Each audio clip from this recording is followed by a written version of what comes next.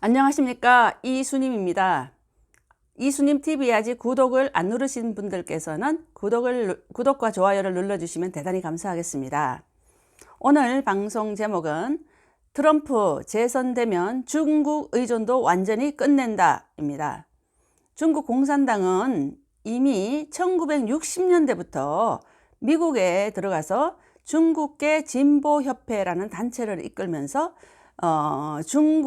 미국에서 중국 공산당 이념 확산과 스파이 활동 등을 통해서 첨단 기술들을 빼내가고 미국에다가 또는 다른 나라에다가 중국 스파이들을 심어왔습니다. 그러나 이제 미국은 그동안 중국 공산당의 이런 적대적인 행위에 대해서 심각하게 다루지를 않았습니다. 그러나 이번에 도널드 트럼프 대통령이 이를 이제 구체적으로 조사하고 이러한 대책을 내놓으면서 아주 확실하게 중국 공산당을 다 미국에서 뿌리 뽑겠다, 이렇게 아주 강력하게 나오고 있습니다. 트럼프 대통령은 미국에서 이루어지는 좌파 교육은 아동학대다, 이렇게 말을 했습니다. 우리나라에 지금 좌파 교육 엄청나게 일어나고 있지 않습니까? 어릴 때에 이런 좌파 교육을 받아 놓으면 여기서 이 이념에서 진짜 벗어나기가 굉장히 어렵다고 합니다. 근데 미국에서도 이렇게 좌파 교육을 심어왔고, 또 우리나라에서도 지금 정교조들이 그 좌파 교육을 얼마나 이렇게 심고 있습니까? 근데 굉장히 심각한 것인데, 이것을 이제 미국에서는 이런 사실까지도 다 파악한 이후에 트럼프 대통령이 그렇게 얘기를 했습니다. 좌파 교육은 아동학대다. 그러면서 이제 향후 미국은 건국 시점으로 돌아가서 구체적인 우파 교육을 실시하겠다, 이렇게 밝혔습니다. 또한 폼페이오 미국 국무장관은 중국 공산당의 위협은 소련보다 훨씬 맞서기가 어렵다고 주장을 했습니다. 그는 중국 공산당은 이미 우리 경제와 정치, 사회에 깊이 얽혀 있다. 소련은 결코 그런 적이 없었다고 강조를 했습니다.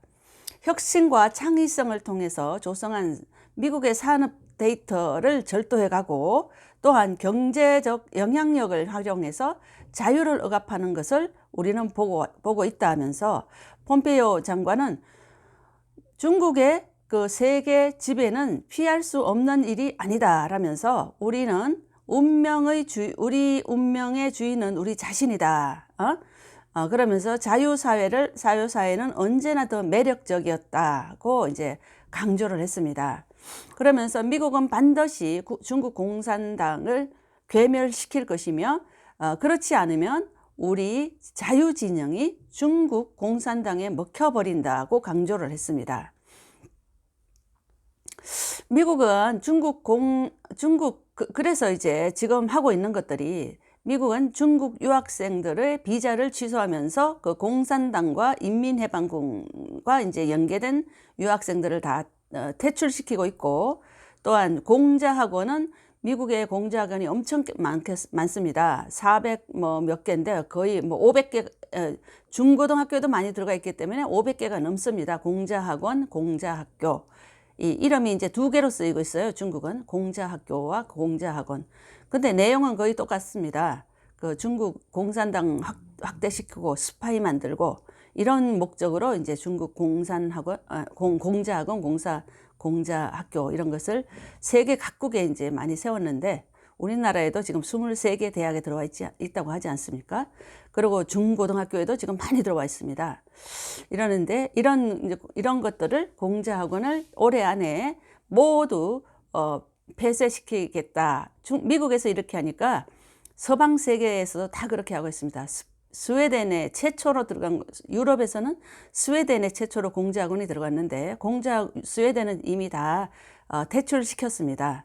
그리고 호주나 다른 나라들도 전부 다 이제 다 폐쇄시키겠다고 이렇게 얘기를 하고 있습니다. 또한 화웨이가 그동안 미국에 들어가가지고 그렇게 피해를 많이 주었는데, 화웨이를 퇴출시키겠다, 이런 이제 강경 조치를 취하고 있습니다.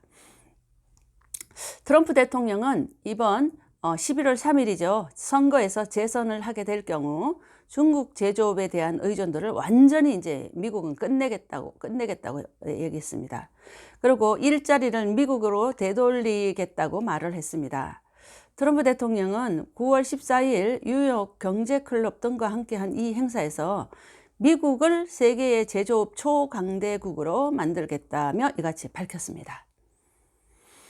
트럼프 대통령은 이날 발언에서 미국으로 일자리를 옮기는 기업에 대해서는 앞으로 이제 세계 기업들 말합니다.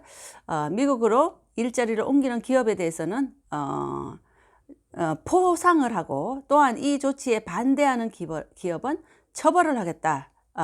그는 미국으로 일자리를 옮기는 기업에 대해서는 세금을 낮게 유지하고 떠나는 기업에 대해서는 가파른 관세를 부과할 것이라며 떠나려 한다, 제품을 만든 뒤 모두 해고하면서도 다시 팔겠다, 그런 일은 없다, 관세가 부과될 것이라고 이제 덧붙였습니다. 팬데믹, 이제 감염병을 얘기합니다. 감염병 이전에는 미국은 경기 호황에 힘입어서 1988년 이후 가장 많은 일자리를 기록했다, 이제 이랬습니다. 그러니까 작년까지는 이렇게 가장 호황이었고 가장 많은 일자리를 만들었다는 것입니다. 그 전미 제조협회에 따르면 트럼프 취임 이후에 첫 3년간은 미국에서는 제조업 일자리가 45만 개가 증가를 했습니다. 그러나 2019년 1월까지 총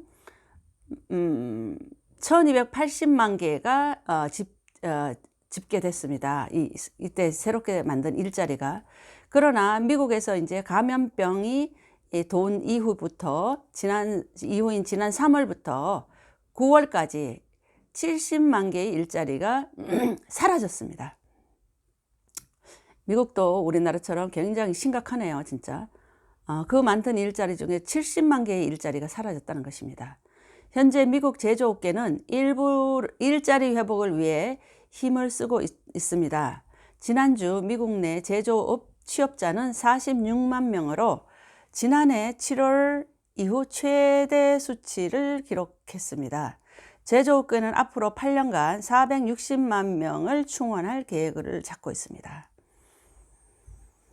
이날 이제 트럼프 대통령은 버락 오바마 행정부와 민주당 대선 후보인 존 바이든 전 부통령에 대해서도 이제 말을 했는데 미국의 근로자들을 팔아치웠다고 비판을 했습니다. 그는 미국의 일자리와 기획, 부를 유지하기 위해 대규모 감세와 또 규제 철폐를 단행했다면서 중국의 만성적인 불공정 무역 관행에 대해서도 가장 강경한 조치를 취해왔다고 밝혔습니다. 또한 지난 정부의 일자리 죽이기 정책인 환태평양 동반자 협정과 제안과 같았던 한국과의 무역 협상을 재협상하겠다고도 밝혔습니다. 미국은 코로나19 확산 차단을 위해서 이동 제한과 영업 정지 등 록다운을 시행하면서도 경제가 휘청거리고 있다고 있습니다. 이에 이제 트럼프 대통령은 중국 책임론을 제기하며 중국은 바이러스를 전 세계에 퍼뜨렸는데 트럼프